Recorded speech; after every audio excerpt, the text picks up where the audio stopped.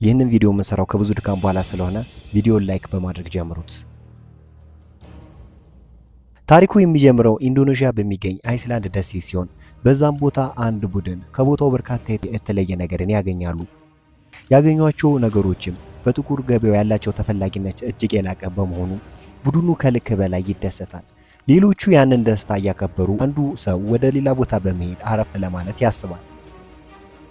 በመንገዱ ላይም ታዲያ አንድ የብረት ጭንብልን አገኘ። ጭንብሉ የቆየ ሲሆን ፈጽሞ ያውንም አይመስልም። በዚህም ወደ አንዱ ዋሻ በመሄድ በጥልቅ ለመመልከት ያስባል። ጉጉቱ በጨመረ ቁጥር ለጓደኞቹ ምንም ሳያሳውቅ ወደ ውስጥ በመግባት ለማፈላለግ ይወስናል። በውስጡ ተማሪዎች ቅርጻ ቅርጽ አገኛለሁ፣ ያንንም ለራሴ ያደርገዋለሁ የሚል ሐሳብ ያለው ሰውየው ግን ያቺ ትንሽ በር በውስጡ እንደዚህ ሰፊ ይሆናል ብሎ አላሰበም ነበረ። የገባበት ቦታ ግን አደገኛ መሆኑንም አልተረዳም። በተራመደ ቁጥርም መሬቱ በድንገት ይንሸራተትበታል።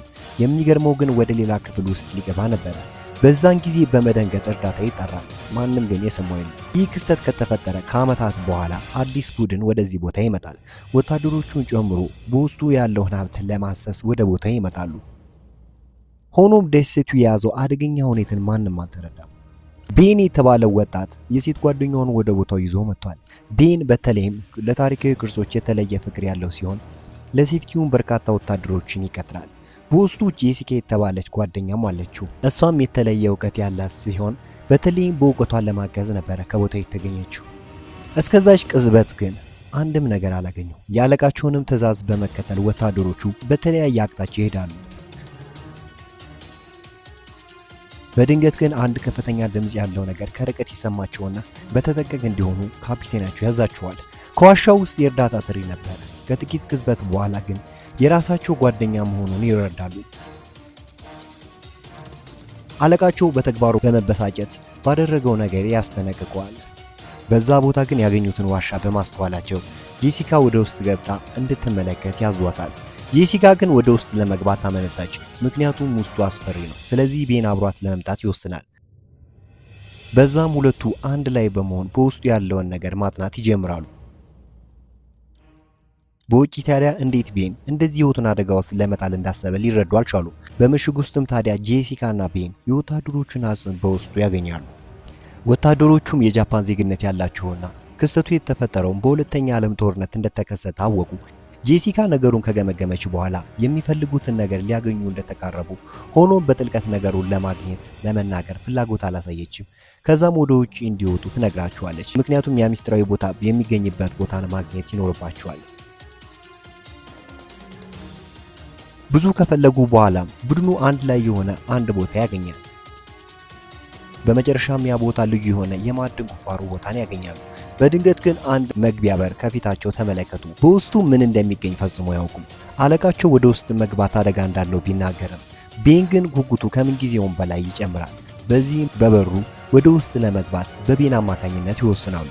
አንዱ ወታደር በሩን ከከፈተላቸው በኋላ ሌሎቹም ወደ ውስጥ ለመግባት እየተዘጋጁ በርካታ ወታደሮች ወደ ቦታው በመምጣት ጥቃት መሰንዘር ይጀምራሉ። ይህ እውነትም ያለማመንታት ወደ ውስጥ እንዲገቡ ያደርጋቸዋል። አለቃውም በዚህ ቤንና ጓደኛውን ለመጠበቅ መስጠት ያለባቸውን ከለላ ይሰጣሉ። ታዲያ ከውጭ ያሉ ጠላታቸው መግቢያው ላይ ፈንጂ በመጣል መግቢያውን ድምጥማጡን ያጠፉታል። በዚህም አንዱ ወታደር የጥቃት ሰለባ ይሆናል። አሁን ቡድኑ በውስጡ አጣብቂኝ ውስጥ ይገባል። መውጫ የሚባል ነገር የለም። ቡድኑ ግራ በመጋባት የተፈጠረውን ክስተት በምን ምክንያት እንደሆነ ይጠይቃል። ቤን በመሃል አባቱ ወደዚህ በመምጣት ማዕድን ቢያፈላልግም ሆኖም ምንም ነገር ሳያገኝ ደብዛው ጠፍቷል ይላቸዋል። ይህንን እውነትም የሚያውቁት ቤንና ጄሲካ ነበሩ። ያ ማለት ግን ሁሉም አደጋ ውስጥ ናቸው። አለቃው ታዲያ ይህንን ነገር ቀደም ብሎ ባለማሳወቁ ይጮህበታል። አንዱ ወታደርም የዚህ አደጋ ሰለባ በመሆኑ ከዚህ በኋላ ምንም አይነት እገዛ እንደማይደረግለት ያሳውቃል። ቤንና ጄሲካ አለቃውን ተረድተውታል። ሌላ አንድ ፍንዳታ በቦታው አለ። ያ ማለት በቦታው ሌላ መውጫ መንገድ ያገኛሉ ማለት ነው። አንድ ክፍተት አግኝተውም ለመውጣት ቢሞክሩም ሆኖም የመንገዱ መጀመሪያ ነበር። በውስጡም ሌላ ምሽግ እንዳለ ያስተውላሉ። ጥያቄው ታዲያ በውስጡ ምን ይገኛል የሚለው ሲሆን አለቃቸውን በመከተልም ከኋላ ይከተሉ ነበረ። በርካታ መንገድን ከተጓዙ በኋላም አንድ ረጅም ድልድይን ያገኛሉ። በመጀመሪያ በቀላሉ የሚፈርስ መስሎ ቢታያቸውም ከቆይታ በኋላ ግን ጠንካራ እንደሆነ ያውቃሉ። በድንገትም ታዲያ በቦታው ከየት እንደመጣ ያልታወቀ መብራት ይበራል። አለቃውም ሁሉም በቦታቸው እንዲቆሙ፣ ምክንያቱም ሌላ ጠላት በአቅራቢያ ሊኖር እንደሚችል አስጠነቀቀ። በግድግዳው ላይ የጃፓን ባንዲራ ተቀምጦ ነበር። ባንዲራው እጅግ የቆየ ከመሆኑ አንጻር እንዴት መብራቱ እስካሁን ሰራ የሚለው ነገር አለቃውን ግራ አጋባው። ይህ ነገር አጠራጥሮትም ሁሉም እንዲጠነቀቁ ጠየቀ። በቀስታም ታዲያ አለቃው ድልድዩን ያቋርጣል። ወደ አንድ ክፍል ሲገቡም በርካታ መሳሪያዎችና ጭንብሎችን ጨምሮ በውስጡ ያገኛሉ። ያ ደግሞ ሳይንቲስቶች አደገኛ የሆነ ምርምር እንደሚያደርጉ እንዲያውቁ አደረጋቸው። በመቀጠልም በውስጡ በሁለተኛው ዓለም ጦርነት በእስረኞቻቸው ላይ የሚያደርጉትን ምርመራ የሚያሳይ ፎቶ ያገኛሉ።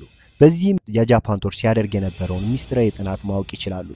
ይህም ቢሆን ግን አለቃቸው ጃፓኖች ይህንን ቦታ ሀብት ለማፈላለግ ይጠቀሙታል በሚለው ነገር አላመነም። ስለዚህ በፍለጋው ቤንን በማገዝ ፈቃደኛ እንዳልሆነ በግልጽ ይናገራል። ታዲያ በዛች ቅጽበት ሌላ ወታደር በክፍሉ ይመለከታሉ። ሆኖም ወታደሩ በመጠርጠር ወደ ኋላ ሲዞር ሰውየው ይሰወርበታል። ማንም ቢሆን ማን በውስጡ ሰው እንዳለ ግን እርግጥ እየሆነ መጣ። ይህ በእንዲህ እንዳለ ቡድኑ ውስጥ ጥርጣሬ በመንገሱ ሁሉም በዚህ ምሽግ ውስጥ የሚፈልጉት ነገር አለ የሚለው እምነት እያጡ ይመጣሉ፣ ከቤንና ከጄሲካ ውጭ።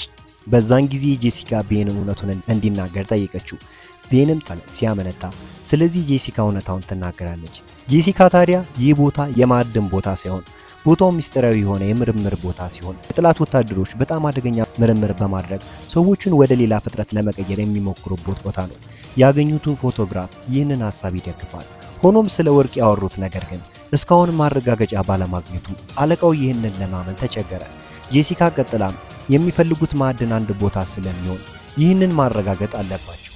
ስለ ወርቁ ሲያስቡ ታዲያ ሕይወታቸው እንዴት እንደሚቀየር ሲያስቡ ቀለባቸው ይሳባል። አለቃቸው ግን በዚህ ደስተኛ አልነበረም። ምክንያቱም አንዱ ወታደር ትንሽ ጊዜ ብቻ ነው የቀረው። ስለዚህ ዋና ነገር መውጫ መንገድ ማፈላለግ እንጂ ማዕድን መሆን የለበትም ይላቸዋል። አንዱ ወታደር መውጫ መንገድ እንዲያፈላልግ በመጠየቅ ሌሎቹ የሚወጡበትን መንገድ የሚፈልጉ ይሆናል። ቤን ግን በዚህ ነገር ደስተኛ አይደለም። ሐሳቡ መጀመሪያ ሀብት መቅደም አለበት ሲል ይናገራል። አለቃውና ጄሲካ ከተጎዳው ሰው ጋር ሲሆኑ ሌሎቹ ወደፊት ይጓዛሉ። የቤን ሀብቱን መጀመሪያ ማግኘት ሲሆን $100,000 ፈሰስ በማድረጉ ትርፍ ማግኘት የመጀመሪያ ዓላማው ነው። በወታደሮቹ በመታገዝም ወደ ውስጠኛው ክፍል ቤንና ሌሎች ይገባሉ። አለቃውና ጄሲካ ከተጎዳው ወታደር ጎን ተቀምጠው አለቃው ስላሳለፈው ነገር ለጄሲካ ይነግራታል።